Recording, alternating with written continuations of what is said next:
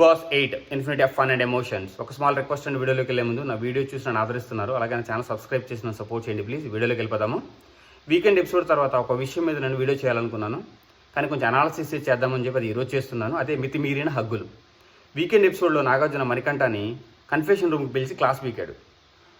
అది కొంచెం పద్ధతిగా లేదు, నిన్ను నువ్వు మార్చుకోవాలి, అది నేటి జనులకి కొంచెం అభ్యంతరకరంగా అనిపిస్తుందని చెప్పి చెప్పాడనమాట. ఓకే, ఎంతమంది ఆ వీడియో చూశారు? ఎంతమందికి అది రాంగ్ అనిపించింది? నాకైతే రాంగ్ అనిపించలేదు. ఎందుకు అంటున్నానంటే నేను చాలా సీజన్స్ చూశాను, ఈ సీజన్ అనాలిసిస్ చేస్తున్నాను, డీప్గా అనాలిసిస్ చేస్తున్నాను. ఆ వీడియోలో ఏముంది? యష్మిని హగ్ చేసుకున్నాడు, అండ్ వీడియోలో లేని ఇంకో విషయం సోనియాని హగ్ అడిగాడు.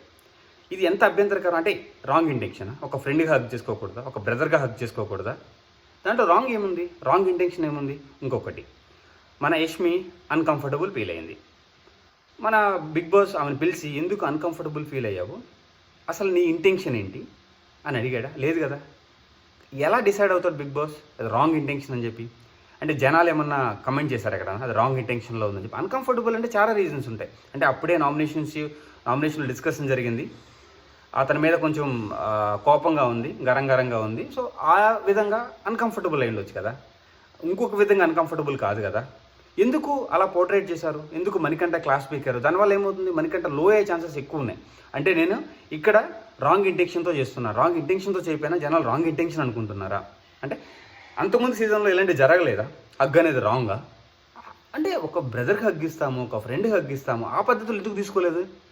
అంటే ఏమైనా రాంగ్ వర్డ్స్ వాడాడా? లేదు కదా. అంటే హగ్ చేస్తున్నప్పుడు రాంగ్ ఇంటెన్షన్, రాంగ్ వర్డ్స్ వాడాడా? లేదు కదా. ఇది ప్యూర్లీ నా ఒపీనియన్ అండి. ఎందుకంటే నాకు అది చూస్తున్న చెప్పి అలా అనిపించింది. ఎందుకు ఈ పాయింట్ని ఎక్కువ పుష్ చేశారు, ఎక్కువ పాయింట్అవుట్ చేశారు? నాకు ఆ సమయంలో మణికంఠ నా వీక్ పంపించేస్తున్నారేమో అనిపించింది. ఎందుకంటే ఒక నెగిటివిటీని క్రియేట్ చేసి పంపిస్తున్నారేమో అన్న ఒక రాంగ్ ఇంటెన్షన్ నాకు కూడా కలిగింది అనమాట. జనాల్లో ఇది ఎంత రాంగ్గా పోర్ట్రేట్ అవుతుంది అంటే ఆ ఇంటెన్షన్ లేని జనాల్లో కూడా మనమే రాంగ్ ఇంటెన్షన్ని పోర్ట్రేట్ చేసినట్టు అవుతుంది కదా. అందుకే బిగ్ బాస్ ఇలాంటివి ఏంటంటే క్లారిటీ లేని ఒక పాయింట్ని మీరు బయటికి చాలా నెగిటివ్గా పంపిస్తున్నారు. అది నాకు చాలా రాంగ్ అనిపించింది. అంటే యష్మికి లేని రాంగ్ ఇంటెన్షన్ మీకు ఎక్కడ కనపడింది? అంటే యష్మితో మీరు డిస్కస్ చేశారా? అది ఎక్కడా కనిపించలేదు, ఏ ఎపిసోడ్లో చూపించలేదు. లేదంటే అలాంటి వీడియో చూపించాల్సింది మీరు. ఈ వీడియో కాదు, ఆ వీడియోలో నాకు రాంగ్ ఇంటెన్షన్ ఏం కనిపించలేదు. అన్కంఫర్టబుల్కి చాలా రీజన్స్ ఉంటాయి, మీరు అనుకున్న రీజనే కాదు కదా. సో వ్యూస్, నాకైతే అది చాలా ఏంటంటే పాయింట్అవుట్ చేసి అండ్ ఎందుకు కరెక్ట్గా చెప్పలేదు, టార్గెట్ చేశారేమో అనిపించింది. కానీ టార్గెట్ అంటే మణికంఠ ఆల్రెడీ లోలో ఉన్నాడు, అన్నెసరీ విషయాలను తన బ్రెయిన్లో పెట్టారేమో అనిపించింది.